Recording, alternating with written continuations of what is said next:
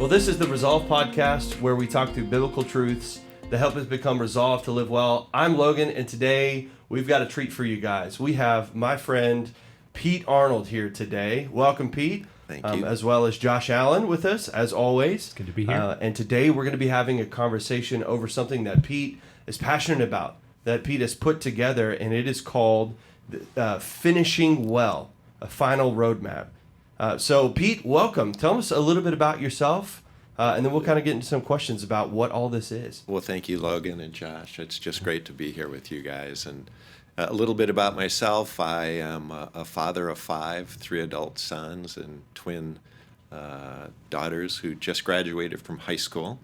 A 7-year refugee from California to beautiful Texas. Soon after moving to Texas, we found Parkway Hills, and we couldn't be happier with the life that God has given us here in Texas. Awesome. So, Pete, I think you wanted to give a little disclaimer to things before we really dive into the material. So I do, and as you two know, I am a gas barbecue salesman and have been for 50 years. I'd like everybody to know that I'm not an attorney, I'm not an accountant, I'm not a financial planner, and that if they move forward with any of the work that we discussed today and they need professional advice, please seek that. I'm not that guy. awesome. So we've mentioned 6 weeks to finishing well. Tell us what this is. Simply stated, Logan, 6 weeks to finishing well is just a roadmap for our families when we're not there. And it actually goes from the moment we pass, which we all will, for the first full year. And it's just a step-by-step idea as to what I put together for my family as again, a roadmap. So I guess the question I have about 6 weeks to finishing well, coming from a millennial standpoint, I'm not really thinking about finishing well. But is this applicable to someone my age? Well, it is. I know that you're still in your 30s, but 2 years ago, on the Sunday before Thanksgiving, a 40-year-old who I had worked with for 10 years went to sleep on Sunday night. He didn't wake up. There was nothing in place, like most millennials, like most 20, 30, 40-year-olds, 50-year-olds, 60-year-olds, 70-year-olds. The idea of passing away is something that we try to push out of our minds, but it does happen. Yep. And I would just say, too, I'm thankful that we get to talk about this, because I think it's one of those things that even if you're listening right now, you're like, really, this is what we're going to talk about? But it's important and it's good, because exactly what you said, we read in the scripture in Psalm 90, Lord, teach us to number our days that we may get a heart of wisdom. And we think, especially when we're younger, we know the number of those days, at least in the sense of, I'm sure it's a long time from now, right? But the reality, like you just said, Pete, we don't know. And what a good opportunity for us to think about these things and to get a heart of wisdom as God would have us, to think forward about how to finish well in that. So as we think about 6 weeks to finishing well, and giving our family a gift if something were to happen to us, you seem very passionate about this, and rightfully so. So how did all of this come to be? How did you dive into this and start exploring this material, putting it together, all of that? It actually, Logan, started 18 years ago on middle of a week. My beautiful bride, Lori, got a call from one of her older brothers, and it was some bad news. He was an avid outdoorsman living in southern Utah and out for his normal Saturday run, and about halfway through the long run, he started throwing up blood. Over the next few days, he got the diagnosis that it was stomach cancer that was very advanced, stage 4. And at that point in time, the doctors said, you probably have no more than 8 weeks to live. Wow. As a family, we all met in southern Utah to see him and do what we could. And it became very apparent really quickly that they had no plan in place at all. Yeah. And I could see my brother-in-law grieving from not having a plan, and I could see his wife freaking out because there was no plan. So as we got in the car and drove home, God asked me the question, well, Pete, what do you have in place? And what if you were him and getting that news today or tomorrow? And so that started me on a journey of putting together a roadmap for my family. Now, in all honesty, it took many more experiences with family and friends, most of which did it very poorly, to have me finally motivated to start the work. And it actually started when we moved to Texas. I bought a 3.5-inch binder and put it on the corner of my desk, and it sat there for 6 months without anything happening. And finally, I said, I've got to start this work. And so I dedicated Saturday mornings before the family was up to try to put together a roadmap for my family. It took me 6 months to put it all together. But when I was done, it just so happens that the girls were at summer camp with Parkway Hills, and Lori and I had some time to ourselves, and I went through the book page by page by page with her, at least as much as she was willing to absorb. After I finished going through the book, we had some friends over for dinner, and the very first thing Lori did is show the girls what I had put together, and soon thereafter, their husbands came to me and said, Pete, we hate you, but we need your template. Yeah. And I said, well, there is no template. I just started at the beginning, and I put everything I thought. And they said, well, you have to develop a template. And so I got busy on developing a template, and that's what it turned out to be. So that was the beginning of 6 weeks to finishing well. So this really started as a personal project of yours. There's no doubt about it. Yeah. I had no idea that anyone else would ever see it or benefit from it. And the Lord just kind of impressed that need on your heart. And then as you just shared life with people, it's developed into kind of what it is today. It has, yeah. The very first edition was that, and I actually produced 50 of those binders with dividers and exactly what should be done in every section, and I gave them to family, friends, and business associates. After 6 months, I called every one of the 50 and said, well, what do you think? And I guess gladly 49 had opened it, and 3 had done it, and 3 had done a little work in it, but there was still a large percentage that had done nothing with the material. And I was actually having a lunch with Joe Patton, and I was moaning about the fact that, I made these 50 beautiful books and nothing got done with it. And he goes, well, why don't you turn it into a class? And I said, well, what does that look like? And he said, well, could you do it all in 6 weeks? And I said, yeah, I can. And Joe said, well, it should be 6 weeks to finishing well. And that was a passion that Joe had, was finishing well. Of course, he and my age, it's something that we get thinking about. Am I going to finish well? Yeah.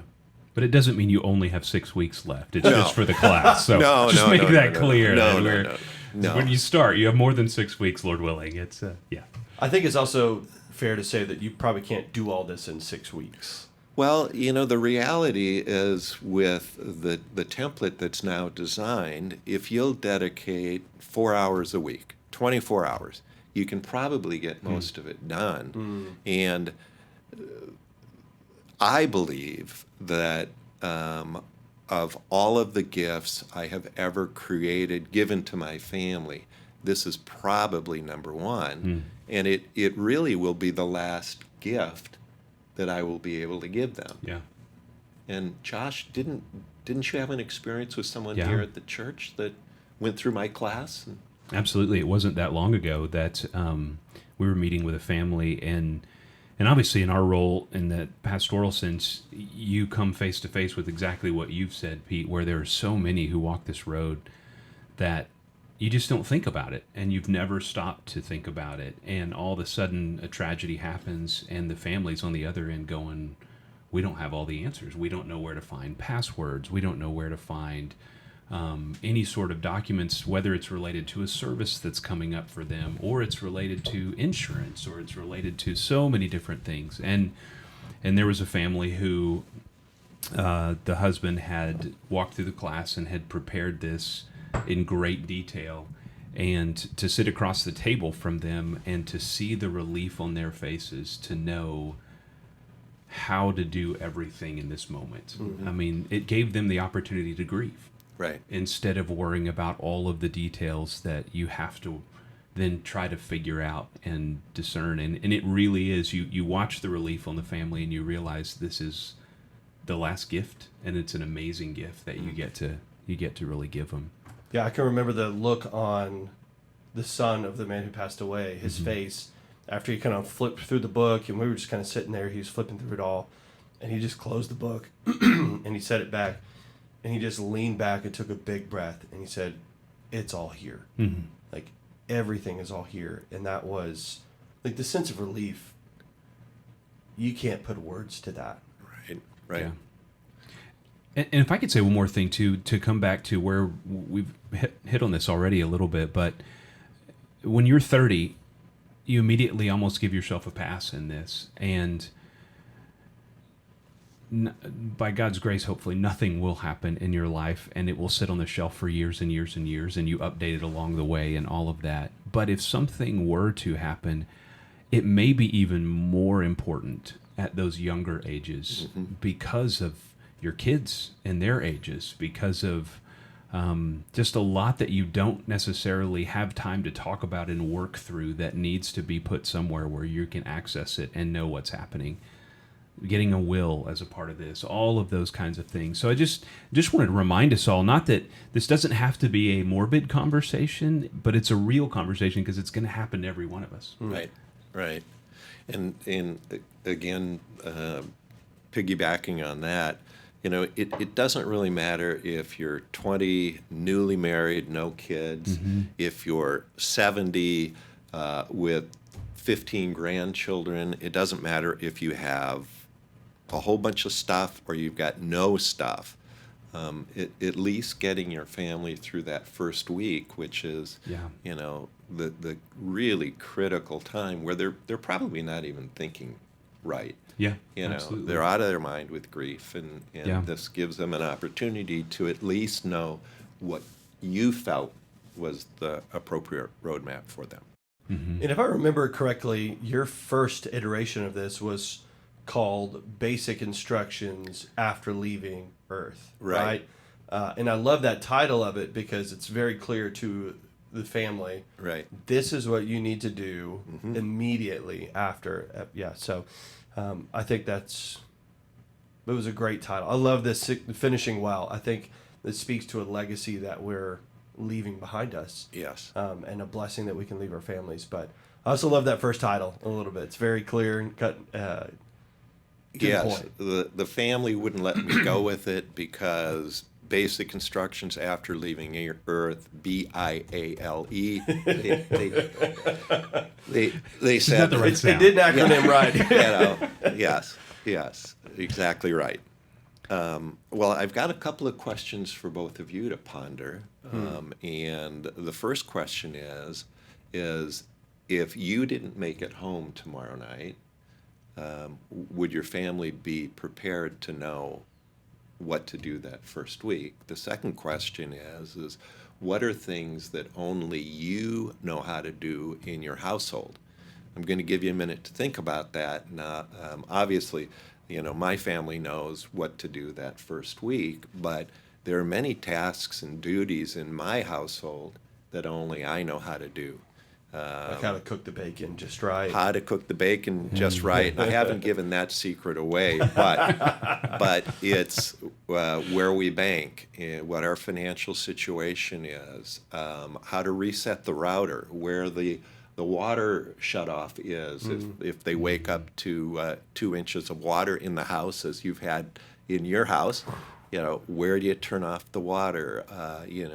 Who services the garage door if it doesn't open up, et cetera, et cetera, et cetera.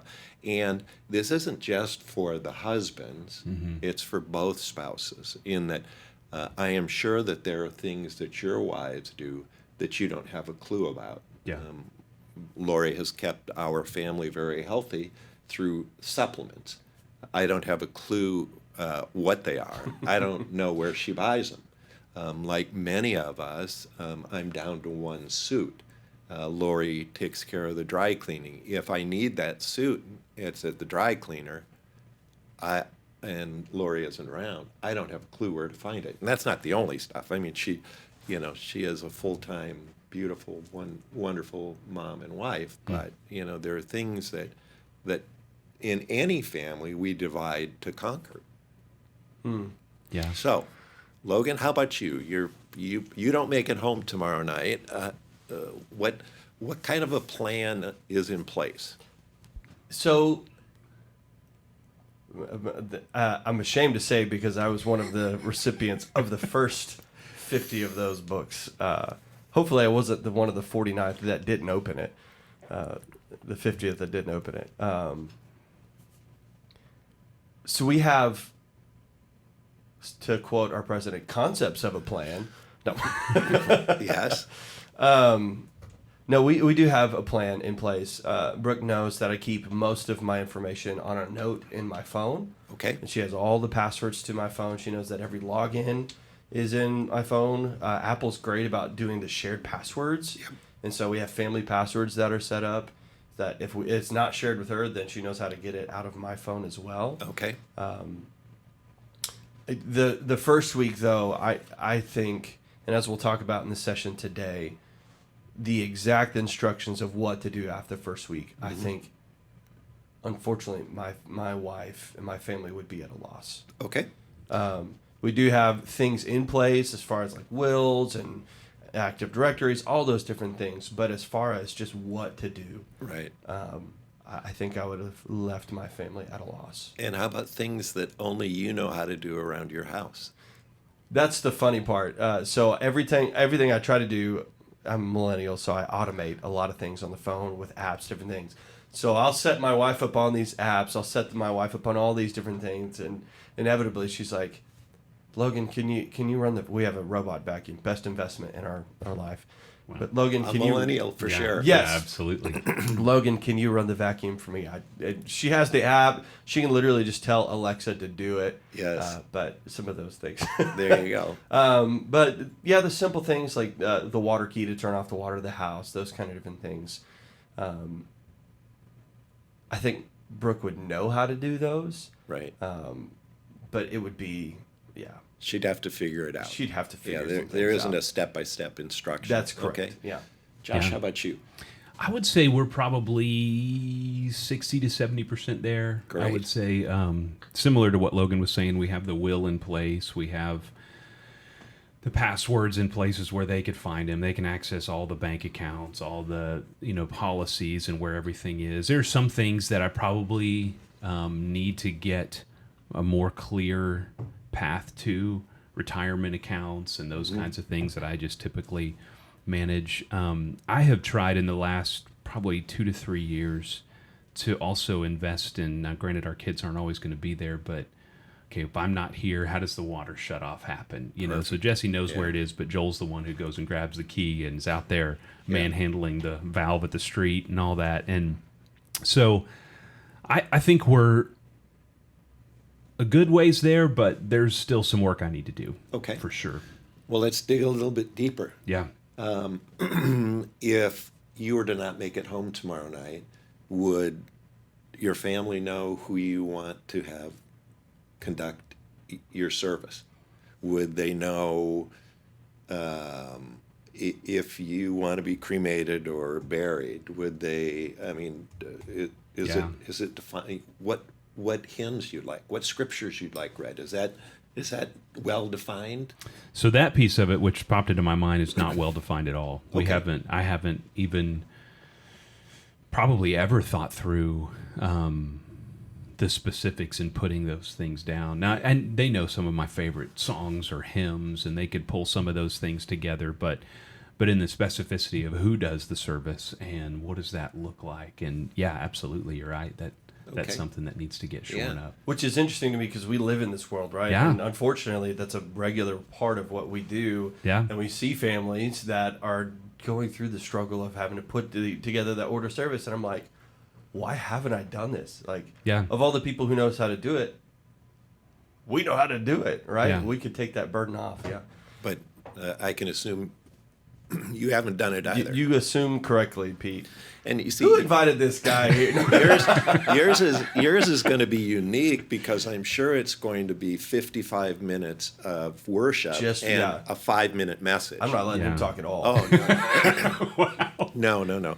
But that again is assuming that he will survive you, That's right? true. That's Yeah. true. Okay. That's a strong assumption.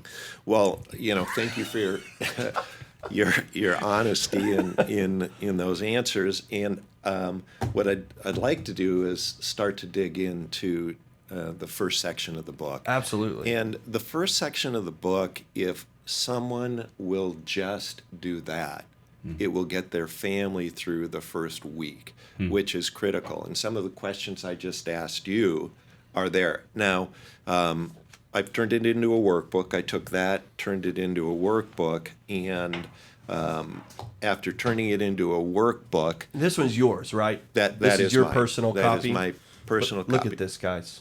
Yeah. That's a blessing. That's a extensive. roadmap. But after doing that, I turned it into a workbook, and the very first workbook was just fill in the blanks. After doing that, I realized that one of the people that I had thought would speak at my memorial service, a business partner for 40 years, passed away. And I go, well, do I have to fill the whole book out again?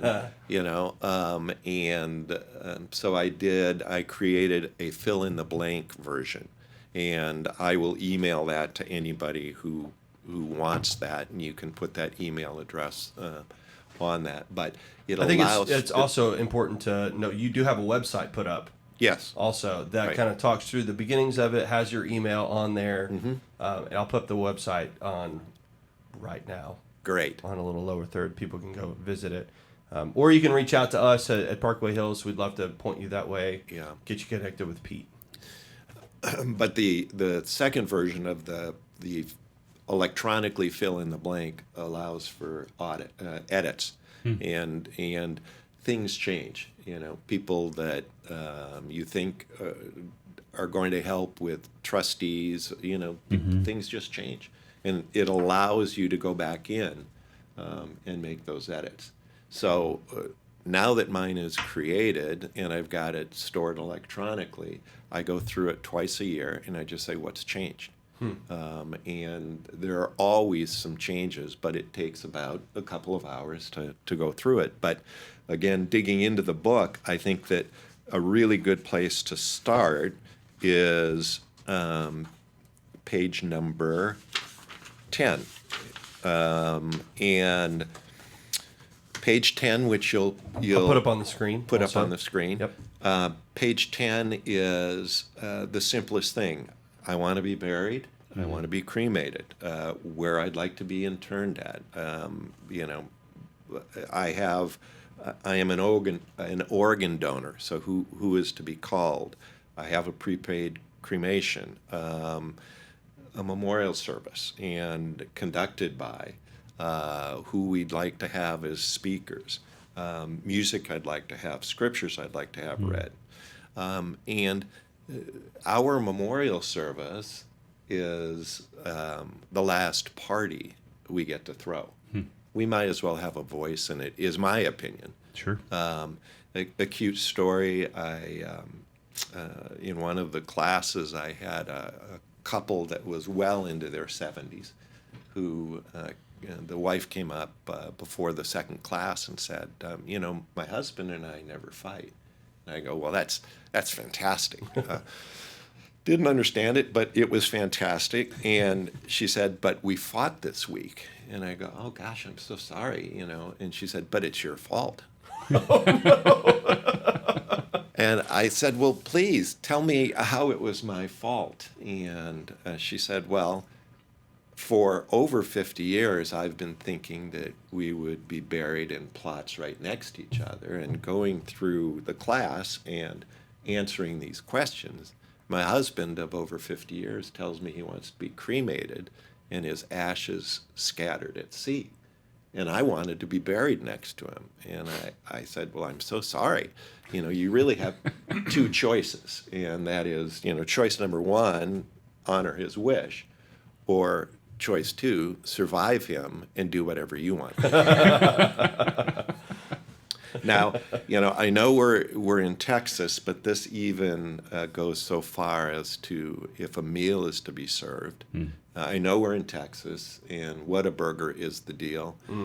But I've instructed my family that I want the In-N-Out truck there. There you go. And that's going to be the meal. That's awesome. Something else on this page is to please call immediately, and it gives a space for about 10 names.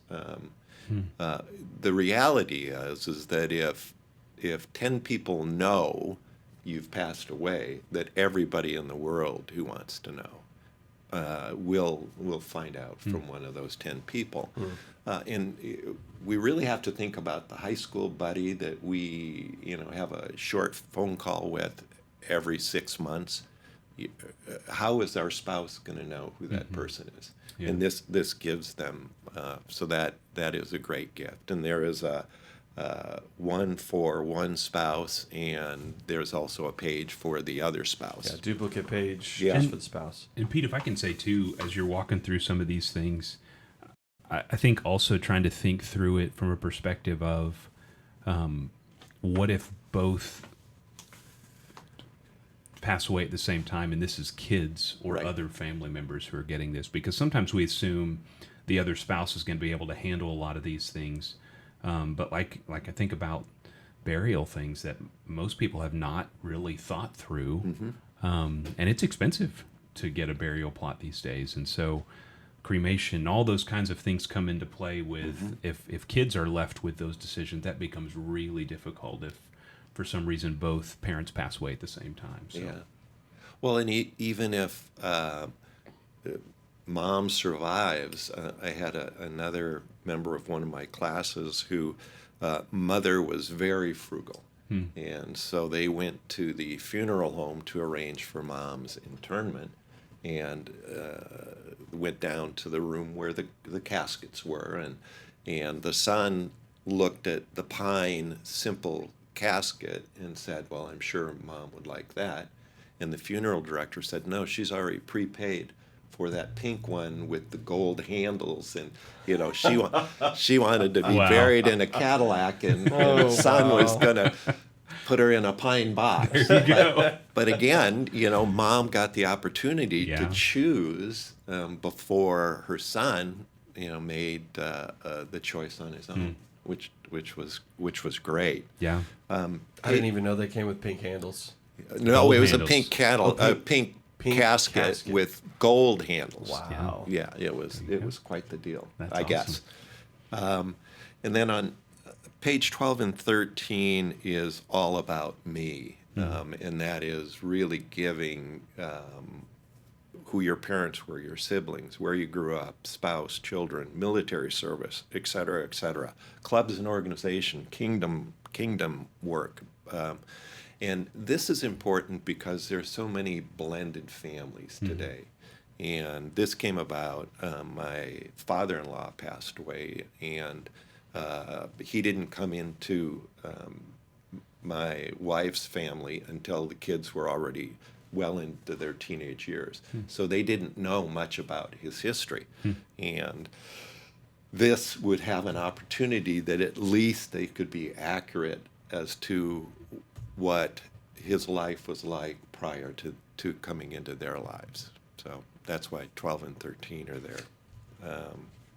Then moving to 14, and again, social media is a big deal. And I'd like to add another disclaimer right now, and that is that I have Facebook and I have 2 friends. I have Instagram and I have 3 friends, my wife and my 2 daughters. That's a 50% increase. Yeah. I know. So I am not an expert on social media, but again, you should be able to control what social media happens after your passing.